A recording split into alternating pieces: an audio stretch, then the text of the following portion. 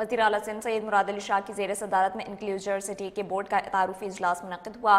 اس موقع پر chief secretary Asif Haider شاہ، principal secretary آغا Wasif, secretary EPE2 اراکین سلطان علان، منیر کمال، مروین لوبو اور مشتاق چھاپرا بھی موجود تھے۔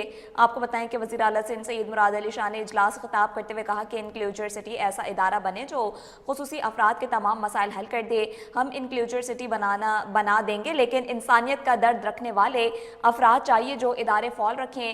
میں نے انکلوجر سٹی کے قیام کے لیے 3 ارب روپے رکھے ہیں۔ انہوں نے کہا کہ آٹزم کے شکار بچوں، خصوصی افراد کی تربیت اور بحالی ہمارا مقصد ہے۔ انکلوجر سٹی کے اسپتال خصوصی افراد کے مسائل کے ماہرین کی نگرانی میں ہوں گی۔